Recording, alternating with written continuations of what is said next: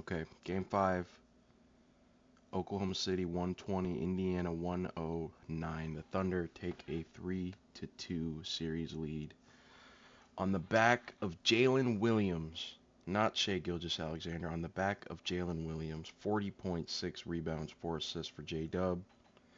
SGA threw in 31 and 10 assists with 4 blocks. Your point guard gets 4 blocks. Can't say enough about it. SGA's defense in that game, but Jalen Williams was the story. He was aggressive all night. He was getting to the cup. He was getting fouled.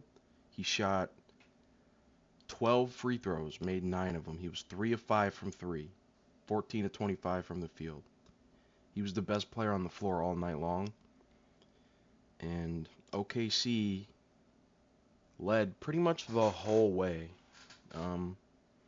It was close early in the first. I think the Pacers led for the last time in the game with like about halfway through the first quarter. OKC was practically wire to wire. It got really, really scary in the third quarter. I thought we were definitely going to lose because TJ McConnell decided that it was time to go on a 12 point scoring run on his own by himself. Nobody was doing anything. Halliburton was awful. He's hurt, supposedly, not supposedly, I believe it. A calf strain, which is terrifying because calf strain, that's what Kevin Durant had in the 2019 playoffs. He had a calf strain, and everybody was saying, well, hey, it's the playoffs. Hey, we're in the finals now. You gotta tighten up. You gotta play. He needs to be out there. He's good to go now. And he goes out there in Game 5 in Toronto and blows his Achilles out. So hopefully that doesn't happen to Halliburton because calf. Ever since that thing with Durant, anytime I see the word calf and strain and in any kind of context together, I get scared.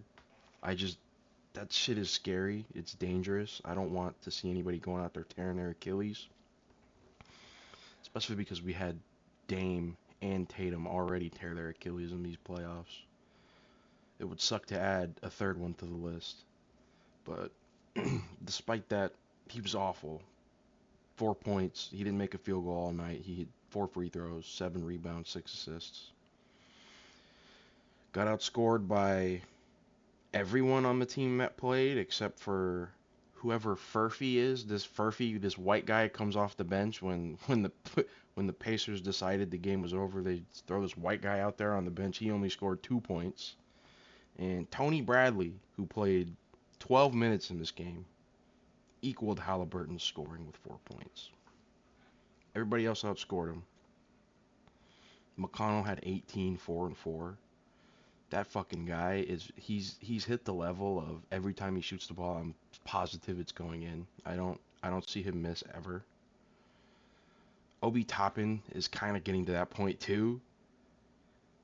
He was 1 for 5 in that game though, so he did miss pretty much every time he shot the ball. Siakam was awesome. 28, 6, 5, 3 steals, 2 blocks, 3 threes. That guy is. I think he's probably gonna make All NBA next year.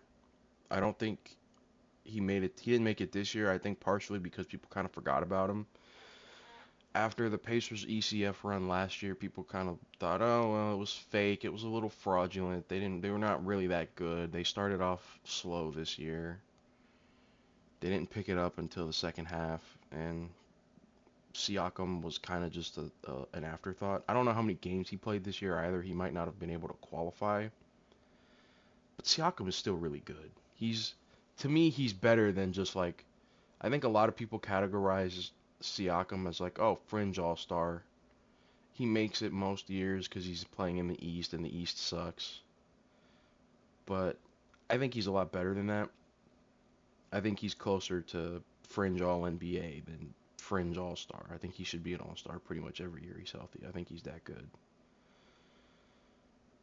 They didn't get a ton from anybody else. Neesmith 14, Turner 13. Turner was shooting threes again, which I think was a good sign for the Pacers. He shot 2 of them. It wasn't a ton, but he shot them. he's been very hesitant to shoot them in this series. He's been in a pretty big time slump, but I thought he was good. Nimhard, his defense on Shea is really what he's providing in this series, so I don't really want to knock his inability to score in this game. 7 points. He didn't really do much on offense, but the way he's guarded Shea has been so impressive, and so I can't really talk down on him all that much. And then back on the OKC side of things, outside of the 71 points combined we got from Shea and Jalen Williams, Holmgren gave us 11 rebounds and 3 blocks, 9 points. Didn't score much, but didn't need him to. Wiggins, 4 threes, 4 of 7 from 3. That was big. Wallace hit 3 threes. That was huge. A couple of those were massive. The Pacers going on a run. It feels like they're either going to be able to tie or take the lead coming up, and Wallace, bang, 3-ball. That was in the third, I believe. One of them, and he hit one in the corner. He hit one on the wing, and I don't remember. I think the other one was in the opposite corner.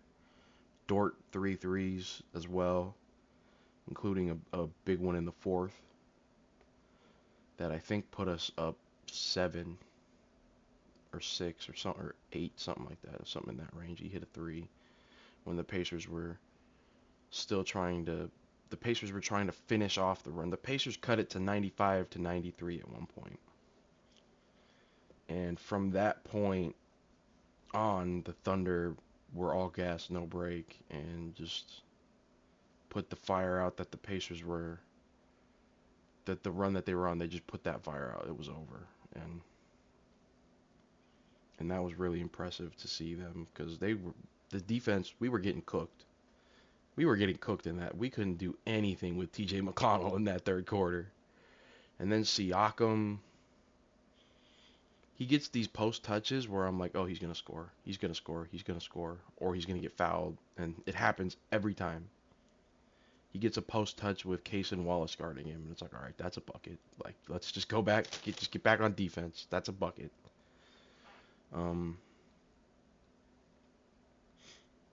Kenrich Williams, 10 minutes. 1 rebound, 1 assist. No Isaiah Joe in this game for the first time in this series, which I'm fine with. I'm fine with shortening the bench, 4 guys.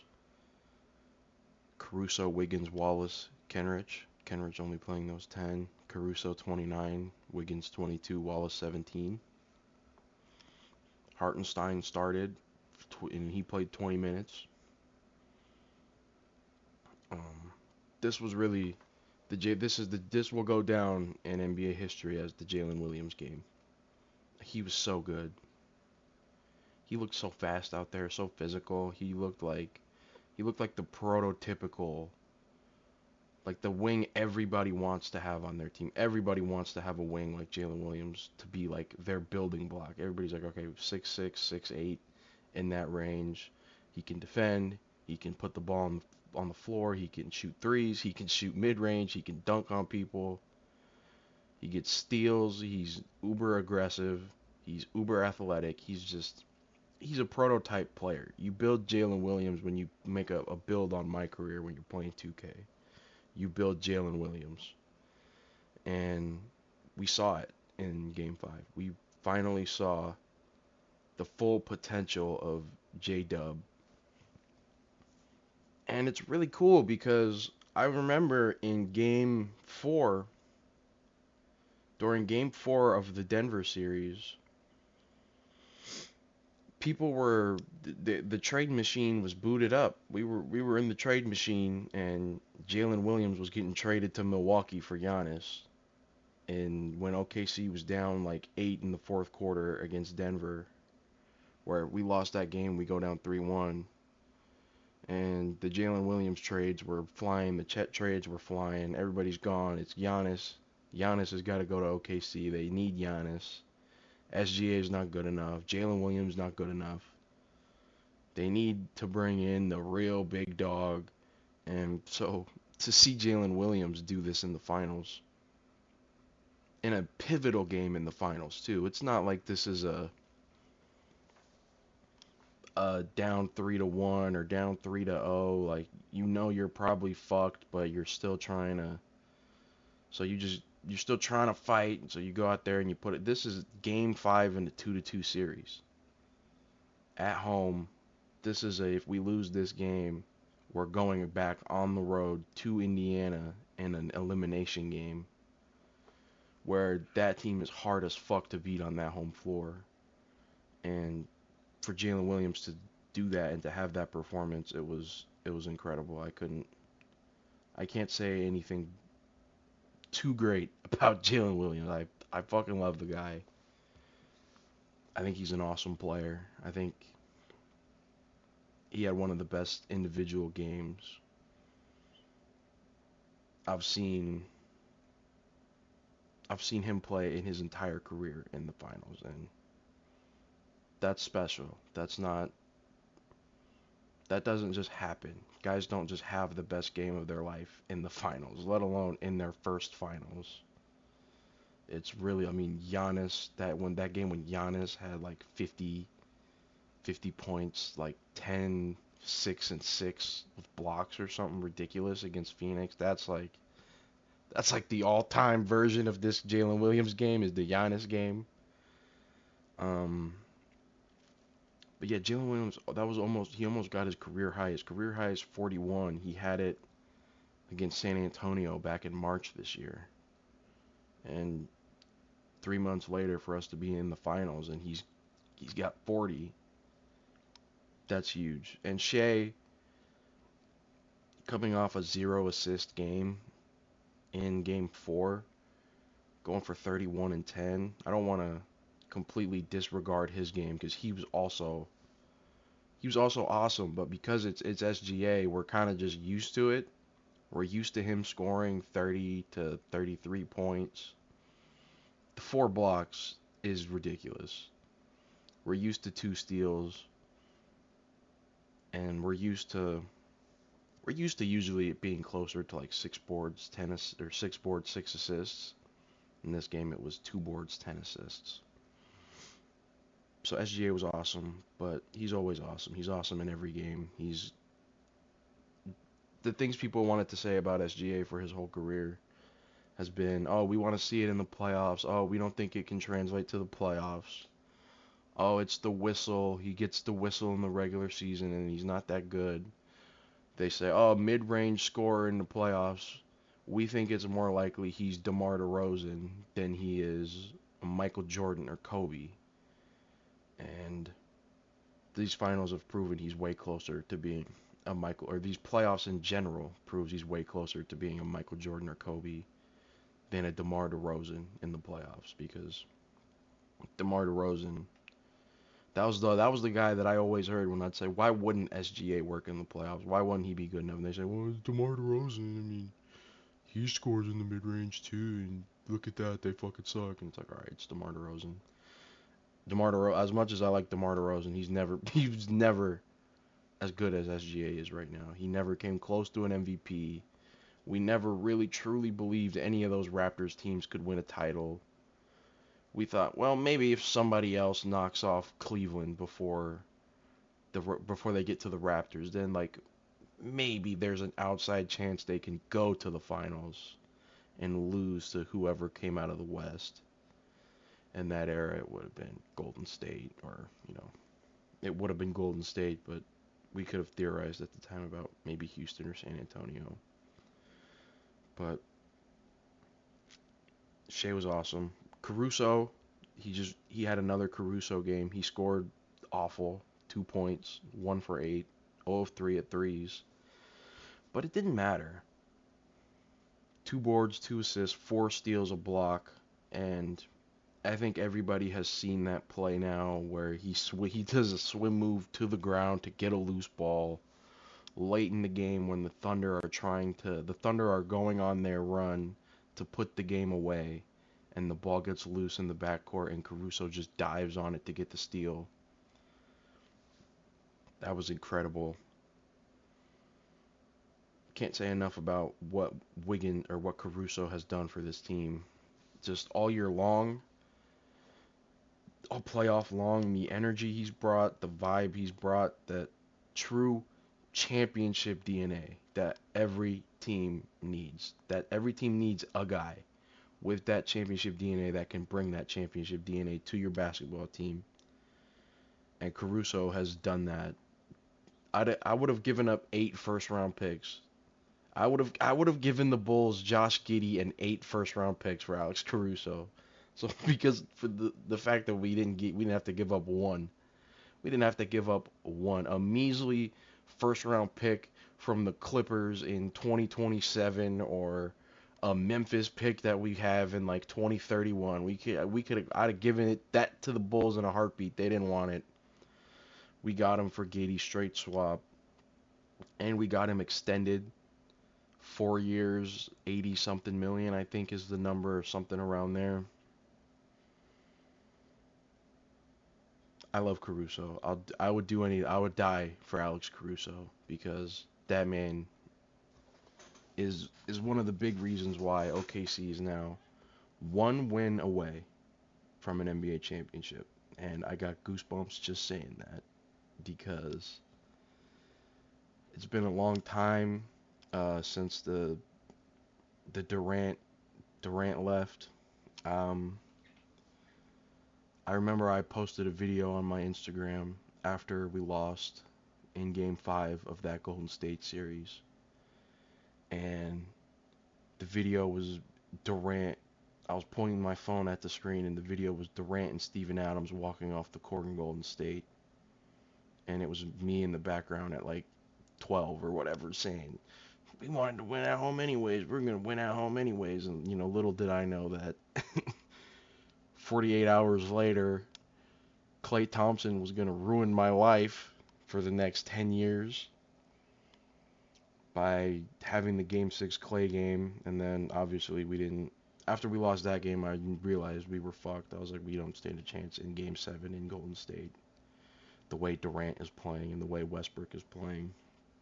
Um, and it's been a long time since all that. And a lot has happened. Paul George happened.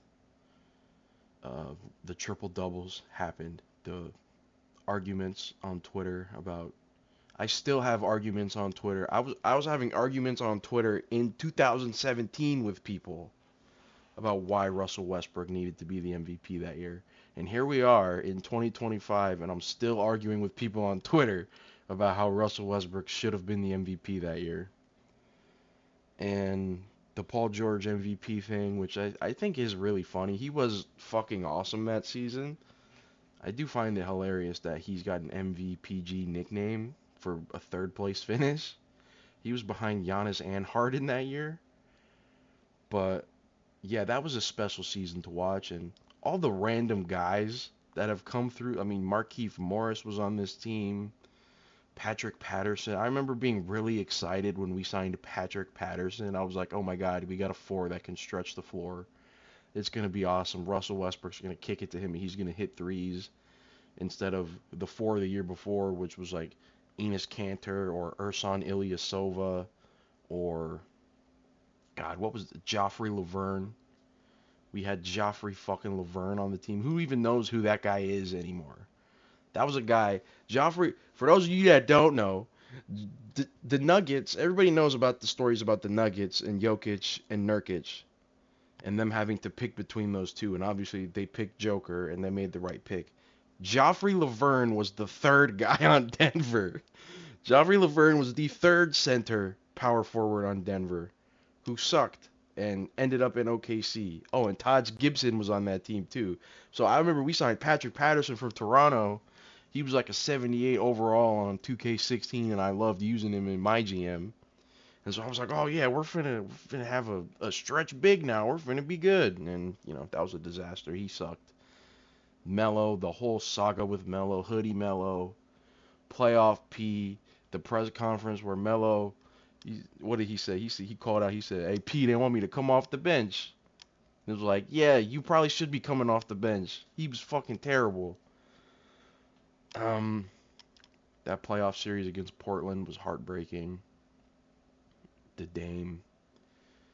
step back, sidestep, 40-foot cannonball three.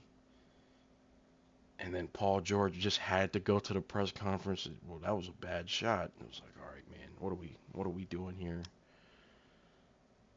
So it's been a long time coming for this team to be one win away from an NBA championship. It means a lot to me. I know people have to wait a lot longer, but for me, ever since about ever since probably that Portland series in 2019, because that was around the time I started to realize that the Seahawks probably weren't going back anytime soon either. And thinking about the Super Bowl in 2013 when we beat Denver and being, what was I, 9?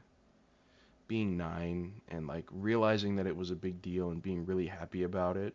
But like also that whole day I was like playing with my wrestling figures and like I didn't really give a fuck. Like it was cool and I was excited, but I didn't really appreciate it. And then by the next year, obviously we all know what happens the next year in the Super Bowl. I was a lot more into it and I was a lot more invested and I was a lot more excited about it. And then to lose that way, I was crushed. And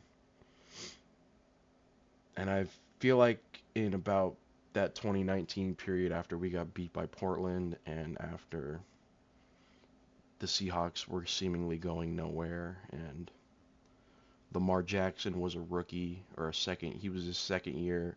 That was after or that was before this. That would have been before that season though when Lamar won MVP.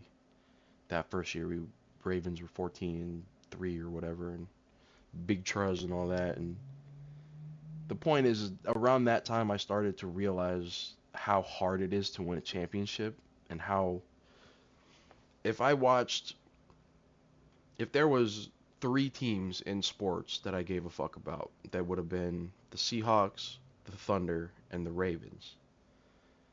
And so across the 2 leagues, there's 62 teams, and I only have 3 chances at winning a title. I'm 1-30 and 2-32.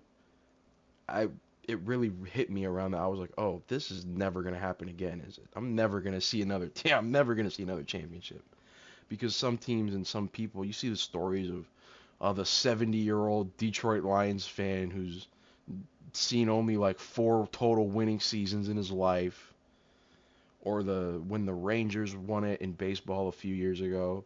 Oh, this guy's been a Rangers fan for 50 years and he's never seen the championship, and this is, so I would always think of those moments and those people and those teams and be like, fuck, we're gonna be one of those teams.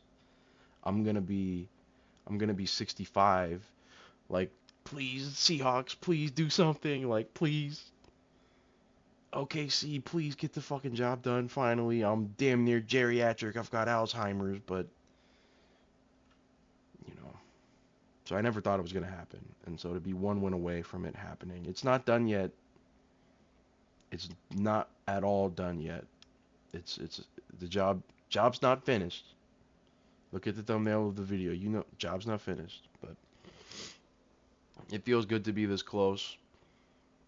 And if we fuck this up, it's going to be heartbreaking. It's going to destroy me. I am going to quit life. It will be all over for me from there. um, so, oh yeah, I wanted to talk a little bit about the Desmond Bane trade to Orlando. When I first saw it, I really hated it. I've cooled a little on it since. I don't think it's so bad. I think my full opinion on it is going to be withheld until they go through their full off season, because one thing in basketball that I have a very strong opinion on is that you have to have at least one point guard, and if you want to win a championship, I think you need at least 2.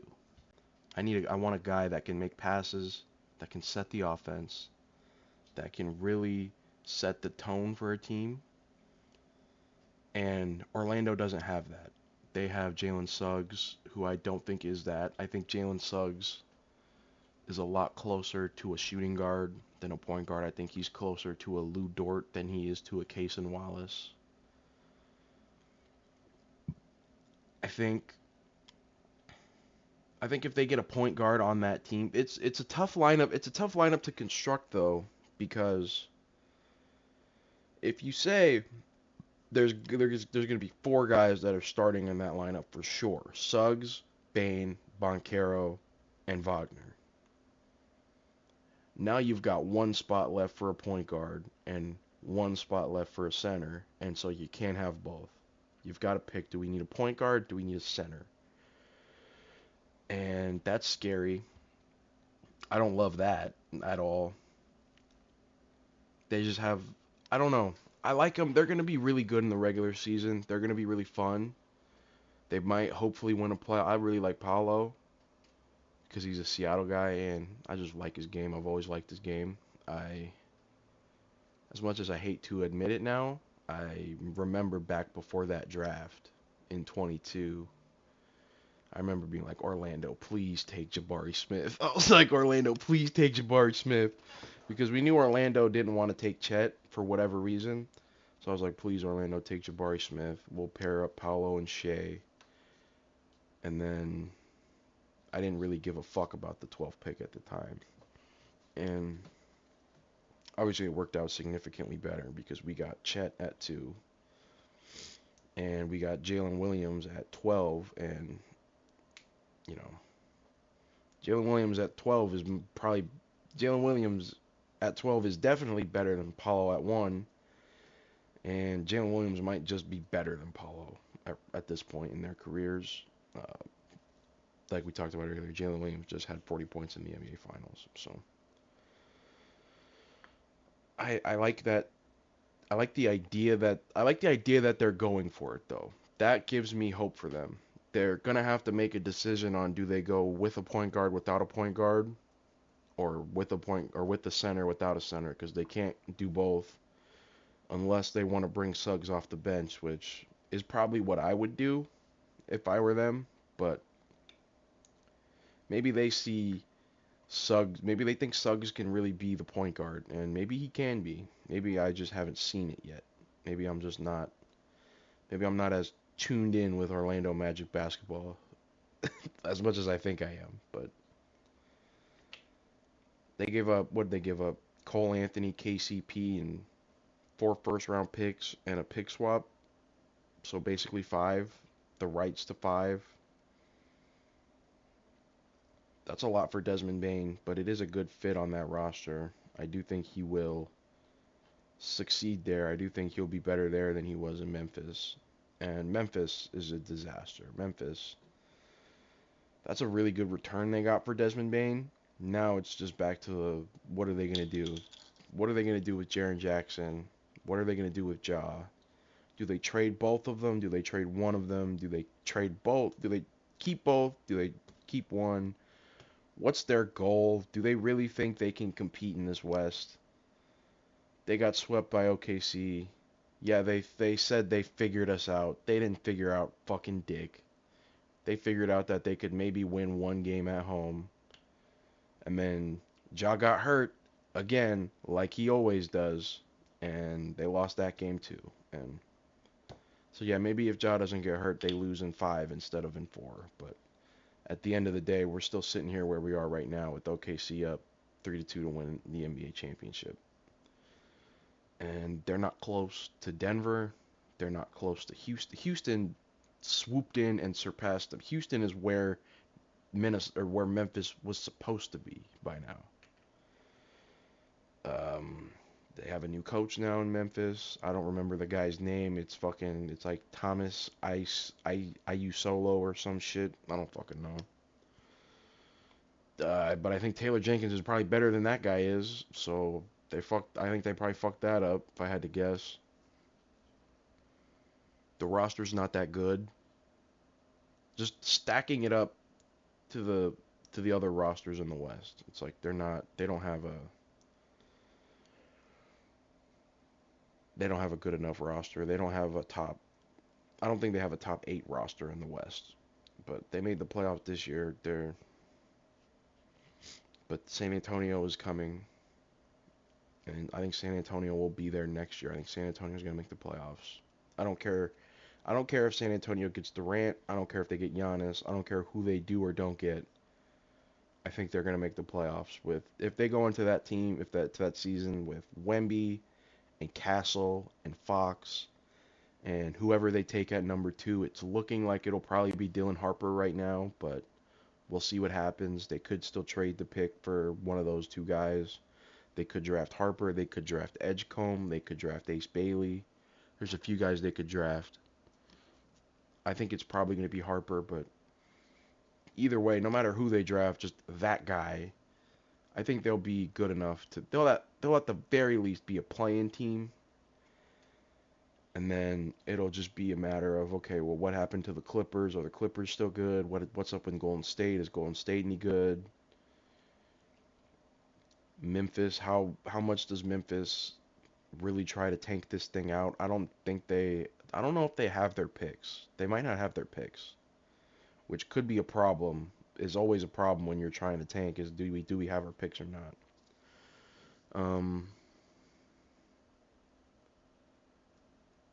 yeah, I think the West is going to be tough. It's going to be tough every year for the rest of time because it always has been. Because the smartest GMs, the smartest coaches, and the best players are always in the West.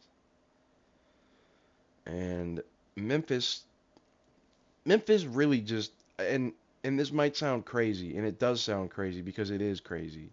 Memphis's best strategy might legitimately be we got to push as hard as we possibly can to make sure the NBA expands and we get these two teams in Vegas and Seattle, and we just are going to have to hope and pray that they pick us over New Orleans to move to the East. Because once that expansion happens, Vegas and Seattle are both clearly going to be Western Conference teams. There's going to be conference realignment, and one of those two is going to have to go to the East.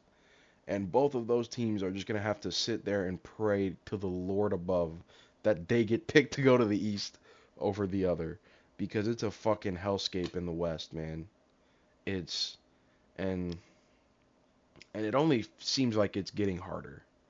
It never gets easier. It's like, oh, Luka got traded. Oh, he got traded to no, he got traded to the West. He's still in the West. Oh well, but Dallas, they traded Luka. They're gonna be dog. Oh, but they got Cooper Flag. So no, actually, we think they're still gonna be pretty fucking good. Oh, okay, well, all right.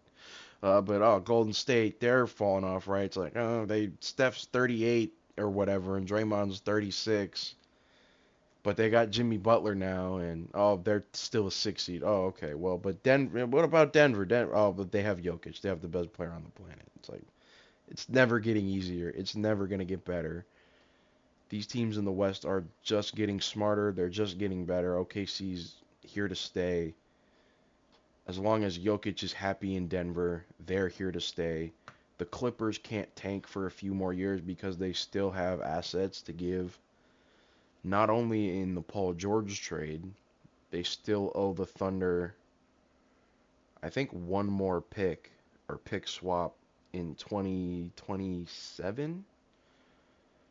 I think they might owe us a pick in 26 and then a swap in 27. I might be wrong. It's something. They owe us at least one more pick. And they also owe Philly a pick or two from the Harden trade. And what did they trade to get Norman Powell? They might owe the Raptors or whoever they got Norman Powell from. They might owe them a pick too. So they don't have their picks. They can't really tank. And they've got Kawhi under contract. I presume they're going to get James Harden. Or they already have Harden under contract, I think. But I presume they're going to extend him again. They'll probably try and extend Zubac and Powell and just keep that team going. And they were a really good team this year. I really liked watching them play. But I guess the point is that Memphis is a disaster. They're fucked. They're not going anywhere. They're not going anywhere but down. They're just on a downward trajectory ever since what was that? What was the last playoff series they played? Was it when they lost to the Lakers? I think it was when they lost to the Lakers. I'm going to have to say the Lakers was the one. I think they lost to the Lakers in, what was that, 2023 first round. Yes, because that was the year the Lakers went to the conference finals. Yeah, it's been nothing but downhill. They fucking sucked last year. They were the 2 seed this year, and people on Twitter, oh, Memphis, we got to take Memphis seriously. They're the 2 seed. It's December 8th. We have to take them serious because they're the 2 seed right now. Who gives a fuck?